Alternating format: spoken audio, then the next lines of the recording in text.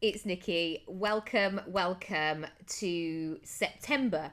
If you're watching this at a later date, please be reassured that these principles can work any day that you choose. It just so happens I'm recording this on the 1st of September.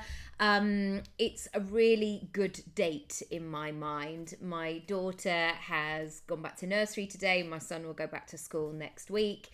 And I'm going to take you a little bit behind the scenes as to what's going on in my life, what's been happening, and give you lots of questions, lots of juicy information that you can use, that you can take, that you can play with, that you can experiment with.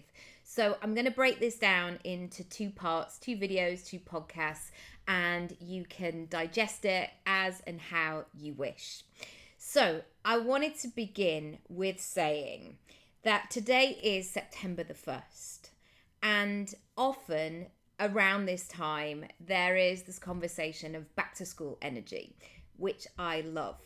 However, if you don't know what to do with that back to school energy, it can maybe last a day, and then by day 3 you're left going, I'm really tired though, or I don't know what to do with it. And we see this in January, new year, new me. I've heard it all before. I've done it all before myself. And by mid-January, I've lost my flow, or I set off too fast and I just can't sustain it. Or I want to do so many things that I'm not making progress with any of them. And so this is what I want to say as an introduction before we start. If today, whatever this day is for you, is that sense of, right, okay, let's do this. I'm ready. I'm going to do it imperfectly. I'm not really sure what I'm doing, but now it's time to get my skates on. Please, whatever happens, take into consideration what is going on for you right now in your life, in your health, physical, mental, your capacity, your time, your money, etc. Because if you don't look at the conditions that you're beginning with, it's going to be really hard to make progress because you have to manage your own expectations. I can give you a really tangible physical example of this. If you say that you're going to start marathon training and you've never run before, you're going to need longer in order to do that marathon training if you want to do it healthily and look after yourself during the process than if somebody runs half marathons, triathlons really regularly. You have to consider your conditions before you begin. And sometimes that means giving yourself a huge amount of grace and kindness to work through at your own speed. There is no point saying, right, I've got to do this back to school energy. I've dropped the kids off. It's September the 1st. Let's go. If you're absolutely exhausted. Sometimes we have capacity in life to say, right, that's what I'm going for. That's what I'm doing. And you're doing the equivalent of jumping in head first, doing a dive, getting your head and your shoulders under the water immediately. And sometimes you might have to bum squeak in. Sometimes you might have to sit on the side, dip your toe in, go slowly but surely. Either way is absolutely fine. I would much rather that you look after yourself and enjoy the process of it rather than do something so radical that you put yourself off, that you deem it a complete disaster and you don't move forward doing the things you actually want to do. So the first point that I want to make is asking you a question of where are you? Where are you right now? What do you need? And inviting yourself to look at both sides of that coin, essentially. And I think so many of us, especially women, we have the most enormous gift to please, to put a smile on our face, to say that everything's fine and like, yeah, I'm really excited to do this. And actually, if we look at the whole situation of what's going on holistically, it's going to give us much more clues. So I want to say first and foremost that you can begin whatever it is that you want to do imperfectly. I say this to clients all of the time. I am imperfect. There is nothing about me that is perfect. And I don't expect my clients to be perfect either, which gives us both an element of grace. But I think this sense of having all your ducks in a row, making sure that everything is all complete and aligned and ready, and it's the perfect day, and the moon is doing the right thing, and it's a Monday or whatever it might be, it's too much pressure. So why not start the bum squeak today, essentially? Start imperfectly. Start just saying to yourself, I'm doing this thing. I'm beginning today, and it's all going to be okay. I know that we all grew up with that sort of diet culture of like, right, you've got to get rid of everything you've ever known from your cupboards. And sometimes people need to do that cold turkey because of various things. But for most of us, we can have a much more gentler approach. I also want to say that we are multifaceted, emotional human beings. And of course, you know this. We are all many things. We have many roles in our lives. We are experiencing many things. But I think it's a really good reminder to aid our progress with this. So my daughter went up to the next class today at nursery, and she'll go to school this time next year. I mean, I just can't believe it. Time has really flown with her. And I was talking to her about it today, and she's 3 and she loves a chat. And she was saying that she was excited to see her friends because some of her friends had been abroad all summer, and people have been doing various things, and we'd been away. But I could tell that she was nervous as well. I could tell that she was a little bit more clingy than normal. She was a bit afraid of the unknown. And I get that. And so I want to remind you once again that if you are embarking on this next chapter, if you are knowing that now is your time and right, let's do this thing, you can be feeling all of the things at the same time. You can be feeling excited, but yet nervous. You can be feeling really driven, yet tired. You can be determined and emotional. And bringing your whole self to the table is brilliant. It's brilliant because you're really feeling all of the feels. And I know that in my work, yes, I'm determined, yes, I'm ambitious, but I'm also very empathetic. I'm emotional. I am moved so often. I get it.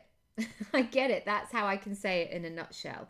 I understand the work that it takes to make change, to do the things, because I've done it and I'm doing it myself every single day. Yeah. So where am I at? Let me just give you a bit of context with this, because I think a tangible example is really good to always have. And I think this is moving into my second point. So what's been going on and learnings? And I would love you to explore this, and you can go back as far as you want. You might want to go over the holidays or the last month or the last quarter, but really looking at what's been happening for you. So even though I am ready with that back to school energy, let's go, I am tired. I am tired, and I am ready for some systems. I'm ready for some routine. I'm ready for some ease and flow and groove and childcare and self-care and having a moment to think. I'm ready for it all. And I am not, and I know this, I am not somebody who can always be in that kind of holiday mode. And I know that I like a bit of structure to my life. And I've really loved the holidays, mostly. There's always little ears about. I've loved it, mostly. We've had some really quality time together. We had our first broad holiday as a 4. We've eaten some really good food. We've gone to different places that we haven't been to. We've seen people. But then also there's been a lot of quite stretchy times as well, where we've been together all of the time and trying to work and trying to multitask and juggle and do all of that. And that in itself is quite exhausting. And so I've really been in a conversation with myself about what does success look and feel like to me. And this is a really good reflection exercise, because before you go on to the next chapter, the next thing, I think it's really good to see where you're up to. And one of the things that has been coming up for me over the holidays is that success is big and it's really small as well. It's really the simple things as well as the big things. So when we arrived at our villa in Spain, that felt like a big, like, whoa, we are doing it. This has happened. This is really exciting. Just seen our estate agent. Ah, what do you want? Oh no, he's just on a mission. So he, yeah, he's on a mission. So the success, like the Spanish situation, but then there's been so much small success of we tried to eat different things. We've really enjoyed watching our tomatoes grow in our garden. We harvested is quite a strong word, some spuds. We grew our first potatoes. That was really exciting. We've been painting. We've bought loads of new things for our house. We moved Luna into a new room, and she's so delighted with that. I got another lamp for her yesterday for her room because she's already noticing the lightness change. And she's so delighted with this lamp, even though like we've had this lamp for years and it was just in a cupboard from our old house. She's so happy with it and just wants to fiddle with it the whole time. Anyway, one thing that I've learned with success and the time and things that have gone on really quickly is that I need to be in the moment and I need to really recognize all of the things. And that pressure, I guess, of writing a diary each and every day is maybe too much, of saying, right, okay, I'm going to now write in my journal for half an hour each night. But I suddenly thought I loved making scrapbooks as a kid. I absolutely loved it. And so yesterday when I gave blood, I got 2 stickers. One was I gave blood today and one was I gave my first donation today. And I thought, wouldn't that be great to start putting stuff in a visual record?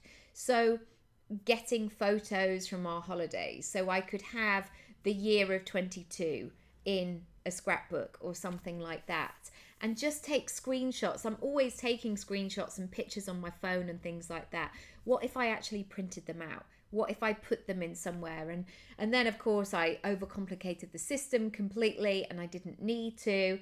But it was just a really fun reminder, like I could just stick those things in. I could take pictures. And so I didn't just get to the end of the year and gone, okay, I vaguely remembered that summer holiday and we went to Spain and we moved house, but I don't really remember anything else.